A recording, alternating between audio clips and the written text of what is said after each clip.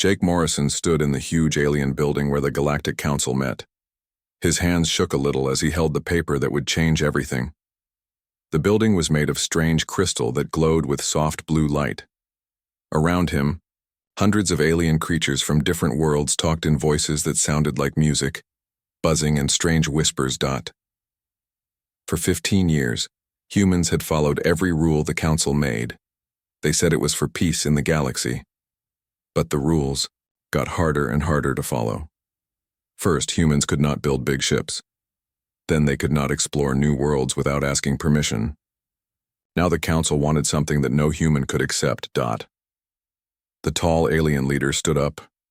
His name was hard to say, so humans called him Supreme Leader Zex.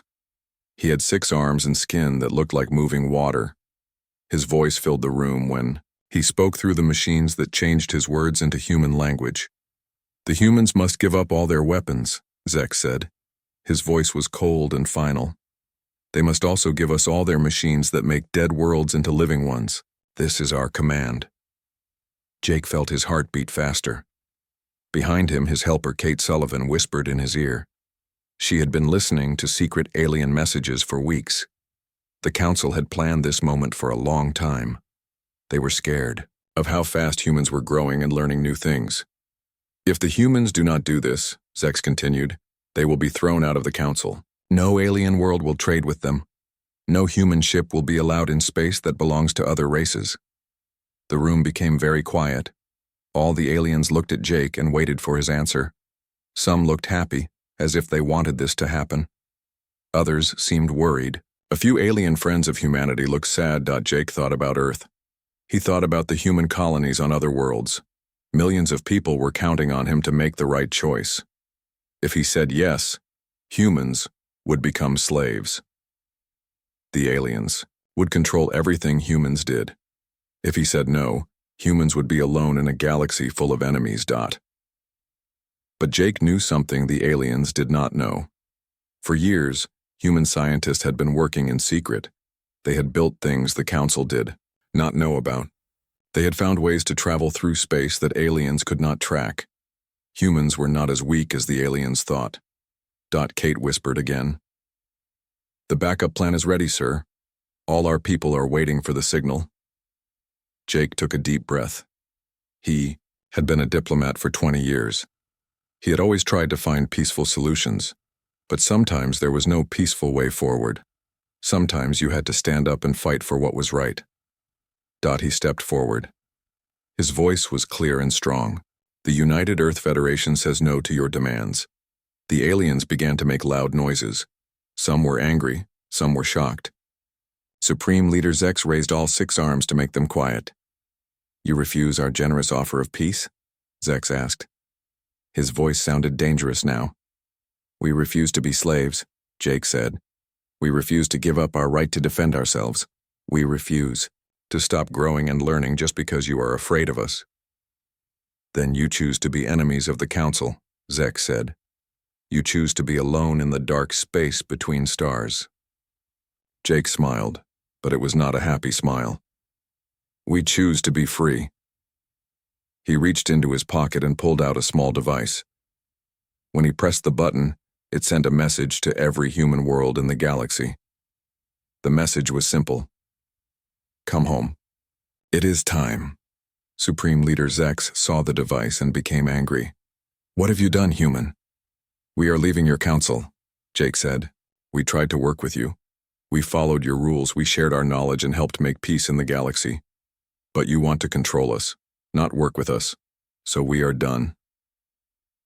The alien leader's skin began to change colors like oil on water. This meant he was very angry or scared. No race has ever left the council. It is not allowed.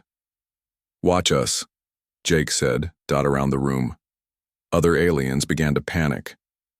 They made strange sounds and moved in ways that showed they were upset. The council had ruled the galaxy for 3,000 years. No one had ever said no to them like this. Kate handed Jake another paper. It was a list of all the things humans had given to the galaxy. New medicines that saved lives. Better ways to grow food. Machines that cleaned polluted air and water. technologies that made space travel safer and faster. The aliens had taken all of these things and claimed they were gifts that humans owed to the galaxy. "You have taken our gifts and demanded more," Jake said, reading from the paper. "You have treated us like children who cannot think for themselves. You have tried to make us weak so you could stay strong. But we are not children anymore." Supreme Leader Zex stood up to his full height. He was 3 times taller than Jake, but the human did not step back. "If you leave, you will have nothing," Zex said. "No trade, no protection, no friends. The galaxy is full of dangers that will destroy you." Jake laughed. "We survived on one small world for thousands of years before we met you. We learned to travel between stars without your help. We will be fine." He turned to leave, but then looked back one more time. "When trouble comes to the galaxy, remember this moment. Remember that you chose to push away the people who wanted to help you." As Jake walked out of the crystal building, alarms began to sound all over the alien city. The council was calling for their warships to stop the humans from leaving. But they were too late. The message had already been sent, and across the galaxy, humans were beginning to disappear. The moment humans abandoned the Galactic Council, everything changed. And somewhere in the dark space between stars, something much more powerful than the Council was watching and waiting. The message reached Admiral Roy Peterson while he was having coffee in his office aboard the UES Valiant. The ship was floating in space near Earth, along with the rest of the human defense fleet. When the coded words appeared on his screen, Roy felt his stomach drop. He had hoped this day would never come, but he had been preparing for it anyway. "Operation Homecoming is now active," the message said. Those simple words meant that 15 years of secret planning was about to begin. Roy pressed a button on his desk. All across the ship, alarms started ringing. Within minutes, his officers were running to their stations. On the main screen in the command center, Roy could see other human ships getting the same message. Lights were turning on, engines were starting up, and crews were getting ready for something the galaxy had never seen before. "Sir, we are getting messages from all human colonies," said his communications officer, a young woman named Lisa Park. "They want to know what to do." Roy had been thinking about this moment for years. "Tell them to begin phase 1 of the evacuation plan. Every human ship, every human station, every human colony needs to be ready to move in 12 hours. On a world called New Montana, Dr. Lisa Chen was working in her laboratory when the message arrived. She was a scientist who studied how to make dead planets into places where humans could live. Her work had helped millions of people find new homes among the stars, but now she had to leave it all behind. Through her window, she could see Council peacekeeping ships landing near the human city. The alien soldiers were carrying weapons, and they did not look friendly. Lisa knew that the Council had been planning to take control of human colonies if the talks went badly. She grabbed her most important research files and ran to the spaceport. Hundreds of other humans were doing the same thing. Families were loading their children and belongings onto transport ships. Workers were destroying equipment they could not take with them. No one was panicking because they had practiced this many times in secret. Captain Ben Hughes was flying a large transport ship full of families from a mining world called Kepler 442b. His ship was one of 50 leaving the planet at the same time. Behind them, Council warships were trying to catch up and stop them from leaving. But Ben was not worried. He pressed a button on his control panel, and his ship did something that should have been impossible. Instead of using the normal space roads that aliens knew about, his ship opened a hole in space itself. The hole led to a place that was not on any alien map. One by one, the human ships vanished into these secret passages. The alien ships tried to follow, but they could not see where the humans went. It was like the humans had learned to become invisible. Alex Turner was an engineer working on a big space station that built human warships. When the evacuation order came, he and his team began tearing apart everything they had built. Huge machines that made steel and computer parts were broken into pieces. The pieces were loaded onto cargo ships that would take them to the secret places where humans were going. "Make sure you destroy the plans too," Alex told his workers. "We cannot let the Council learn how to build our machines." The Council had always demanded that humans share their new inventions. They said it was for the good of the galaxy. But humans had learned to make two sets of plans for everything. They shared the simple versions with the Council and kept the advanced versions secret. Now those secrets were paying off. Human ships were traveling through space in ways that alien science said was impossible. Human weapons were more powerful than anything the Council had ever seen. Human factories could build things faster and better than alien methods. Admiral Peterson watched as reports came in from across human space. World after world was emptying out as humans used their secret travel methods to escape. The Council ships that tried to stop them found nothing but empty buildings and missing equipment. "Sir, the Council fleet is demanding that we surrender," Lisa Park reported. "They say that if we do not stop running away, they will declare war on all humans." Roy smiled grimly. "Tell them that humans do not surrender to bullies, and remind them that they have no idea where we are going." This was true. For 10 years, human exploration ships had been searching the empty space between the galaxy's spiral arms. Most aliens thought this area was useless because it had no stars or planets. But humans had found something much more valuable there. They had found a place where they could build a new kind of civilization. Dr. Emma Foster had been one of the scientists who discovered how to survive in the dark space between galaxies. She learned that humans could use the gravity of black holes to power their cities. She found ways to create artificial planets that could house millions of people. Most importantly, she proved that humans could do science without following alien rules about what was safe or possible. The Council had always told humans that certain types of research were too dangerous. They said that some kinds of technology could destroy entire solar systems if they went wrong. But Emma and other human scientists suspected that the real reason was that the Council wanted to keep humans from becoming too powerful. Now, free from alien rules, human science was advancing faster than ever before. In the secret bases between the stars, human researchers were making discoveries that would have seemed like magic to the Council aliens. Captain Ben Hughes's transport ship came out of the secret space tunnel and into a place that took his breath away. Around him, floating in the darkness, were massive human cities that had not existed a year ago. They were built inside huge bubbles of force that created air and gravity.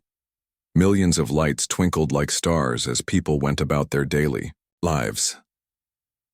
"Welcome to New Terra Station," a voice said over the radio. "Population 4 million and growing every day." Ben could see factories and farms and schools all built inside the floating city. Children were playing in parks that existed in the middle of empty space.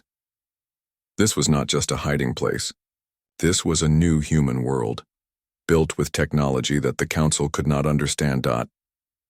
As more and more human ships arrived at the secret bases, the scale of the operation became clear. Humans had not just been preparing to run away. They had been preparing to build something bigger and better than anything they had left behind.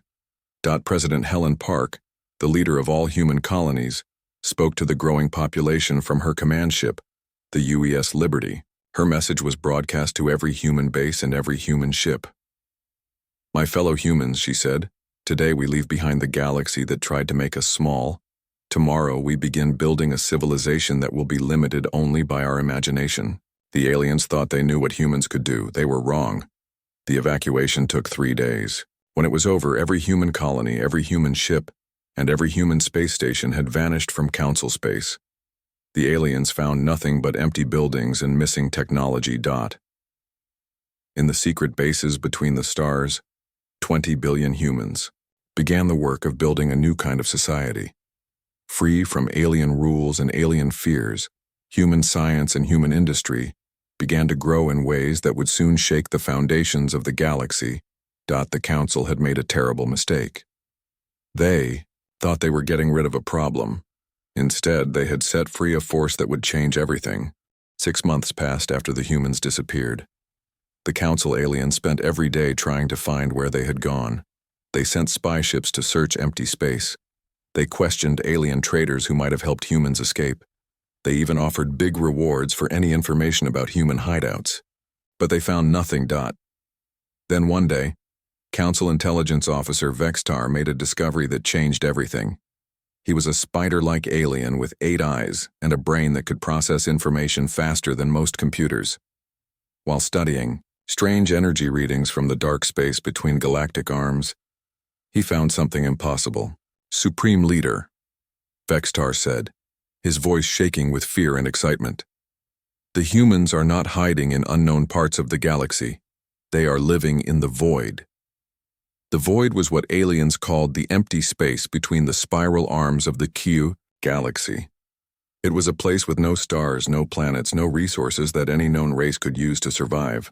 Council scientists had always said that nothing could live there for more than a few days. Supreme Leader Zex looked at the data that Vextar had collected.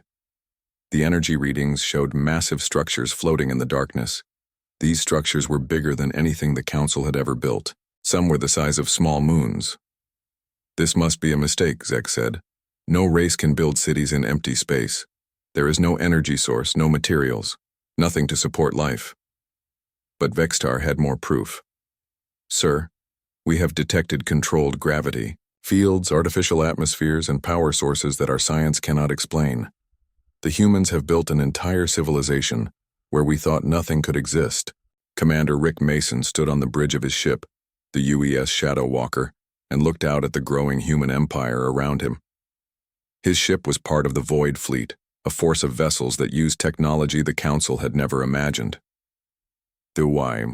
Ships could become invisible to any sensor, travel faster than light without using normal space lanes, and generate weapons that bent the rules of physics. Around Rick's ship, the new Terra system was expanding every day. Massive space habitats floated in perfect formation, connected by streams of energy that looked like rivers of light. Each habitat was home to millions of humans who lived and worked in conditions that were better than anything they had left behind in Council space. The power for all of this came from controlled black holes. Dr. Emma Foster had learned how to capture small black holes and use their incredible gravity to generate unlimited energy. What the Council considered the most dangerous objects in the universe, humans had turned into power plants.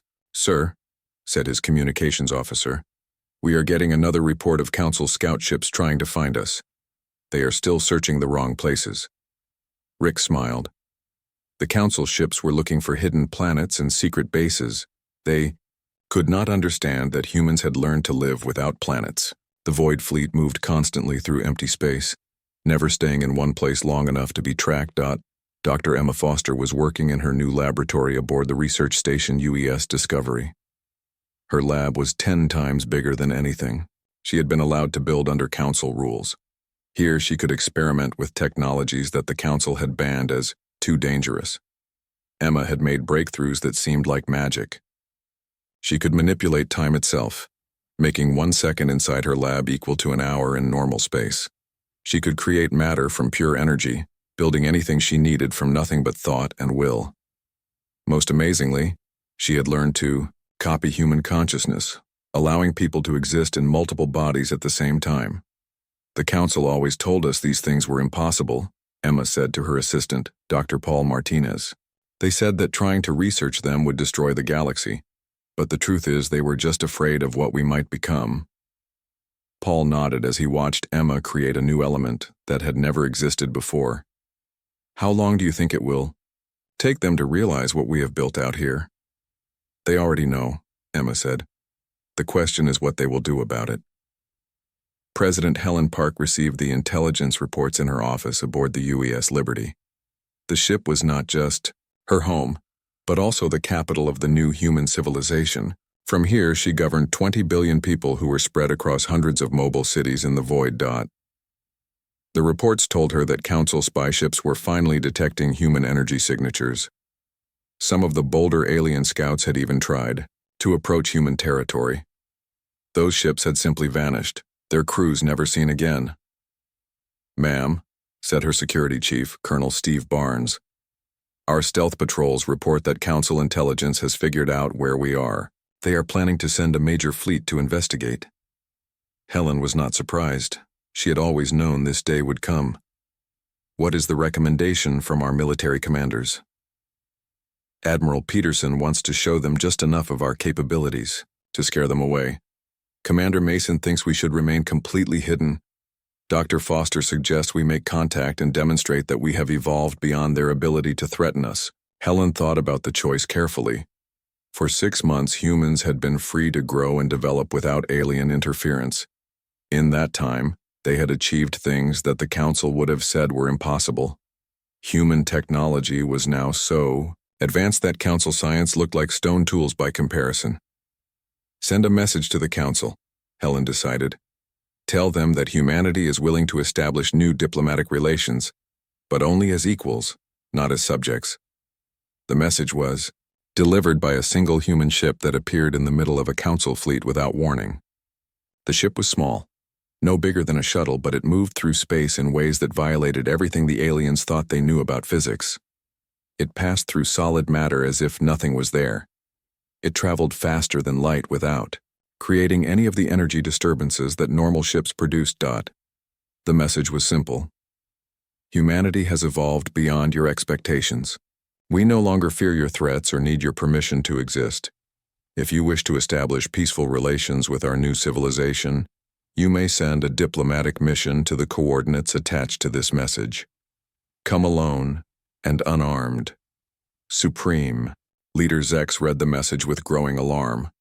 The attached coordinates pointed to a location in the void that his ships had been unable to reach. Every scout vessel sent to that region had either disappeared or returned with reports of impossible sights that drove their crews to madness. They want us to go to them, Zex said to his council of advisors. They want us to enter their territory, where they have all the advantages. Perhaps we should send a battle fleet instead, suggested War Commander Kethlos. Show them that the Council still has power in this galaxy. But Intelligence Officer Vextar was shaking his head. Sir, I do not think our battle fleets would be effective against what the humans have built. The energy readings suggest they have weapons that could destroy our largest warships with a single shot. And their ships can travel in ways that make them impossible to target. Zex felt a cold fear growing in his hearts. For 3,000 years, the Council had been the supreme power in the galaxy. They had controlled every major race through a combination of diplomacy, economic pressure, and military force. But now they faced something they had never encountered before. A race that had grown beyond their ability to control. The humans had not just left Council space. They had evolved into something new and powerful. In the dark emptiness of the void, they had built an empire that operated by rules the Council did not understand. And the worst part was that it was the Council's own fault. By trying to limit human growth, they had forced humans to find new ways to develop. By pushing humans away, they had given them the freedom to become something much more dangerous than they had ever been as members of the Council. As Zex prepared to send a diplomatic mission into the unknown dangers of the void, he wondered if the Council had just made the biggest mistake in galactic history. 2 years had passed since humans disappeared from Council space. The galaxy had changed in ways that no one expected. Trade routes that humans had protected were now dangerous. Colonies that humans had defended were under attack. The careful balance of power that the Council had maintained for thousands of years was falling apart. Then the worst possible thing happened. The Vec Collective decided to invade. The Vec were a race of creatures that shared one giant mind. They looked like huge insects with metal parts grafted onto their bodies. For centuries, the Council had kept them from attacking by giving them tribute and making careful deals. But when the Vec saw that humans were gone and the Council was weak, they decided it was time to take over the galaxy. Supreme Leader Zex stood in the Council chambers and watched the reports coming in. 12 major star systems were under attack at the same time. The Vec had built new types of bioships that could eat through Council defenses like acid through paper. The Altarian homeworld is surrounded, reported Intelligence Officer Vextar. The Zenthari colonies have gone silent. Our battle fleets are being destroyed faster than we can send them. The Council had always relied on diplomacy and economic power to solve problems. Their military was designed for keeping peace, not fighting. Real wars. Against the Vec swarms that could adapt to any weapon and heal from any damage, Council forces were almost helpless. How long can we hold? Asked Zex. At this rate, the core Council worlds will fall within 6 months, Vextar replied. Unless we can find new allies or new weapons, the collective will control the entire galaxy. Zex felt sick. In his pride, he had thrown away the one race that might have been able to help them. The humans had always been the best fighters in the galaxy. Their ships were tough, their strategies were creative, and they never gave up even when facing impossible odds. Now they were gone and the galaxy was paying the price. Send a message to the human territories, Zex ordered. Tell them we need their help. The message was sent to the void, but the reply came back quickly. It was from General Sam Collins, commander of something called the Human Expeditionary Force. You made your choice when you tried to enslave us, the message said. You wanted us gone, so we left. Now deal with your own problems. In the dark space between galaxies, humans watched the destruction with mixed feelings. Captain Julie Martinez commanded a stealth ship called the UES Ghost that could spy on Council territory without being detected. Her reports showed entire worlds being consumed by VEC bioweapons. Sir, Julie said to Admiral Peterson during a secret meeting. The Altarians are fighting bravely, but they will not last much longer. They were always kind to humans when we were part of the Council. Admiral Peterson felt torn. The Altarians were one of the few alien races that had treated humans as equals instead of servants. When other Council members had voted to restrict human growth, the Altarians had argued against it. Now they were dying because the Council was too weak to protect them. But many humans were angry and did not want to help.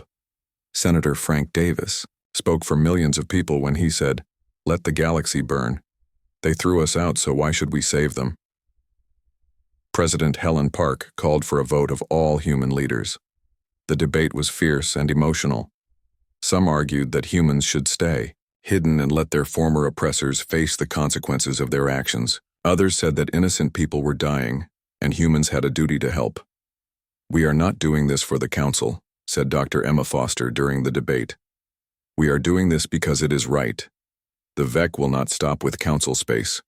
Eventually, they will find us and we will have to fight them anyway." Admiral Peterson agreed. Better to fight them now while they are busy with the Council than wait for them to finish conquering the galaxy and turn their attention to us. The argument that finally convinced everyone came from an unexpected source. A group of Altarian refugees had managed to escape their dying world and send a message to human space. The message was from Ambassador Veltar, who had been a friend to humanity during the Council years. "My human friends," the message said, "I do not ask you to save the Council that wronged you. I ask you to save the innocent children who are dying. I ask you to be the heroes I always knew you could be." The vote was close, but mercy won over anger. President Park gave the order that would change galactic history. Operation Starlight is authorized. Show them what humans can do when we stop holding back. What followed was something the galaxy had never seen before. Human ships began appearing in VEC-controlled space like ghosts materializing from dreams. These were not the ships that the Council remembered. These were vessels built with technology that seemed to bend reality itself. The UES Prometheus Unbound, Admiral Peterson's flagship, was the size of a small moon and powered by 3 controlled black holes. Its main weapon could reach through dimensions to strike targets that were light years away. When it fired on a VEC world ship, the massive biovessel simply ceased to exist, as if it had never been built. Captain Ben Hughes commanded the UES Unstoppable, a ship that could phase in and out of normal space at will. He used this ability to appear inside VEC formations and destroy entire fleets from within. The VEC, who had adapted to every Council weapon, could not adapt to attacks that came from impossible angles. Dr. Emma Foster had created weapons that attacked the VEC's shared consciousness. When these weapons were used, entire VEC swarms would suddenly turn on each other, their unified minds shattered into millions of confused fragments. Commander Rick Mason's void ships moved through space like living shadows. They could pass through solid matter, become invisible to all sensors, and strike without warning. VEC bioships that had seemed invincible were destroyed by weapons they could not see or understand. The Council watched in amazement and terror as human forces systematically dismantled the VEC collective. Technologies that Council scientists had declared impossible were being used as everyday tools. The humans fought with a precision and ruthlessness that showed they had evolved far beyond what anyone had imagined. In 6 months of fighting, the humans reduced the mighty Vec collective to scattered remnants hiding in the dark corners of the galaxy. Bioships that had consumed entire worlds were turned into space dust.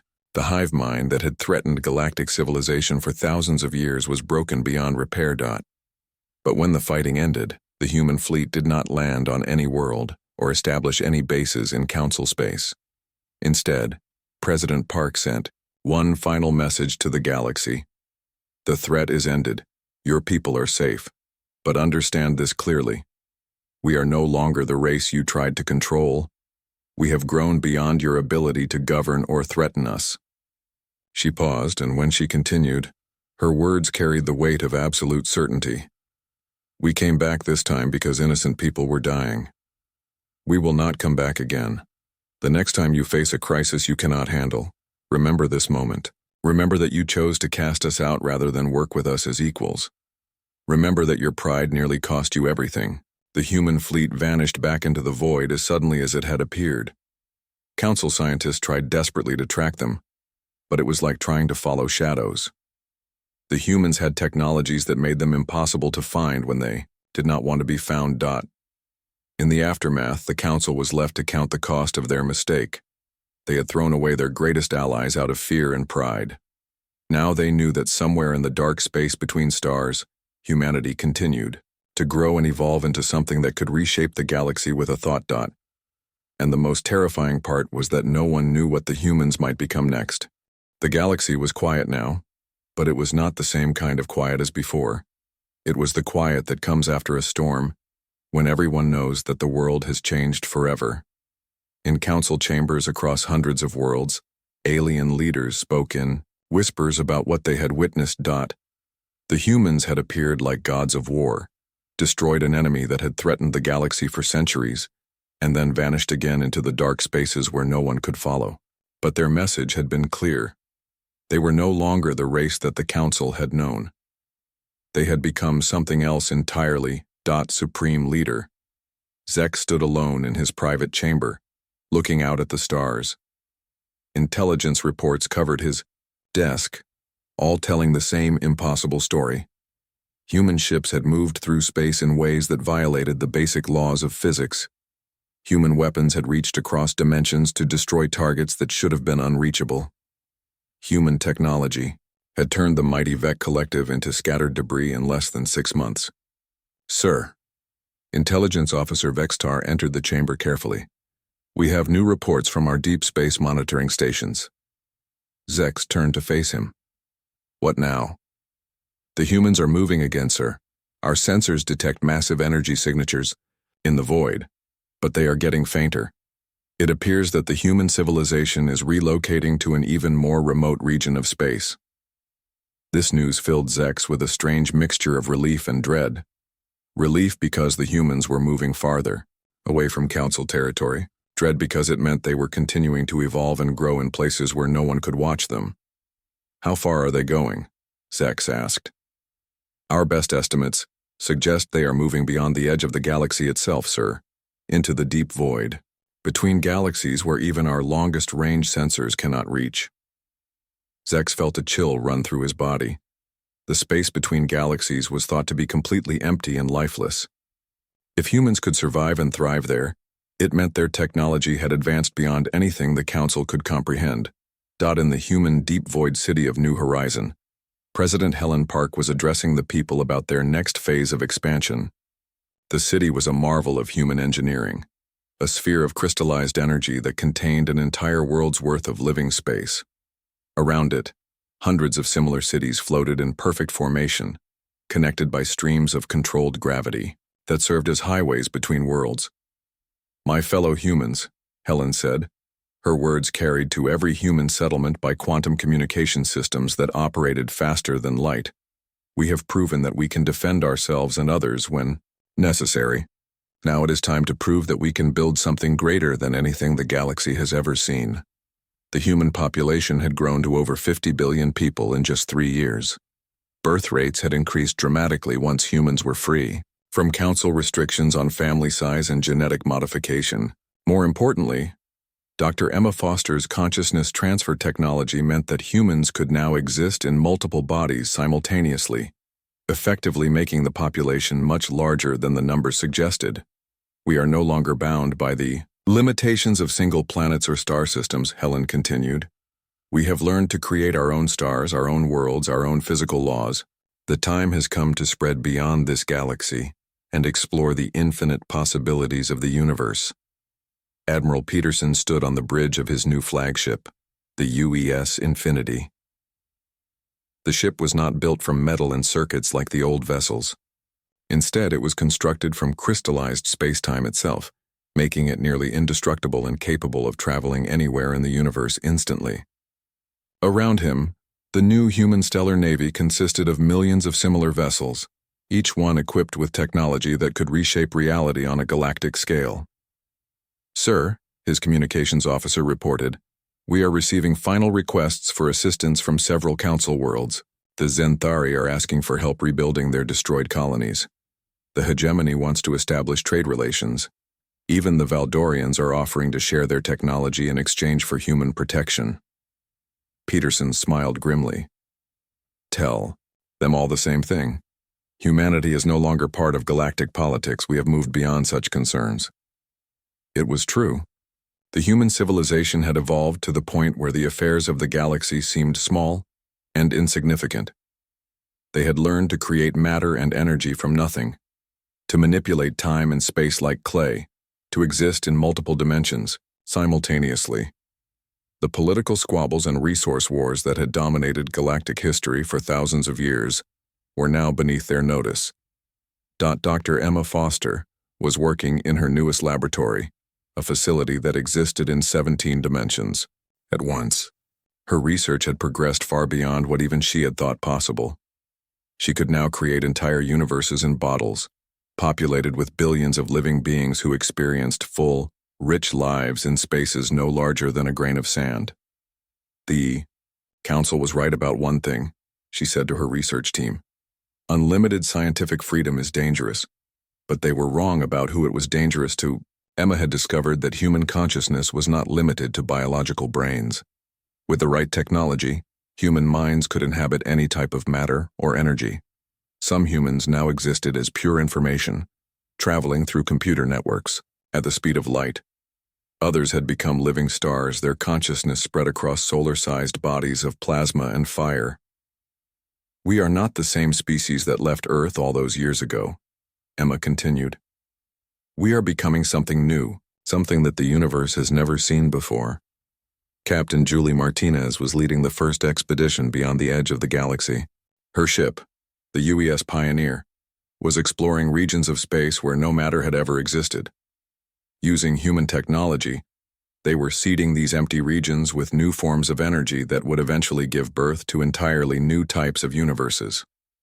"Captain," her science officer reported, "we are detecting intelligent signals from the neighboring galaxy. It appears there are civilizations there that we have never encountered." Julie nodded. "Begin standard first contact procedures.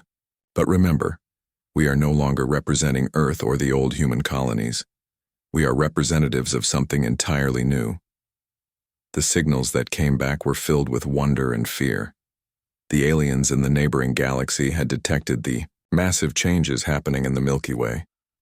They had watched entire star systems disappear and reappear in new configurations. They had seen impossible structures being built in the spaces between galaxies. Now they were faced with the knowledge that a single species had evolved beyond anything they thought possible. Back in the Milky Way, the Council was learning to live with the knowledge that they shared space with beings of godlike power. Human monitoring stations, invisible to all sensors, watched over the galaxy and prevented major wars from starting. When natural disasters threatened entire worlds, mysterious forces would intervene to minimize the damage. The galaxy was safer than it had ever been, but it was safety granted by beings who no longer considered themselves part of galactic civilization. Supreme Leader Zex received one final message from humanity before they moved beyond all contact. It came from President Park herself, transmitted directly into his mind by technologies that made the concept of distance meaningless. "We do not hate you," the message said. We understand that you acted out of fear, not malice, but understand this. The galaxy you tried to preserve by controlling us no longer exists. We have changed everything simply by existing."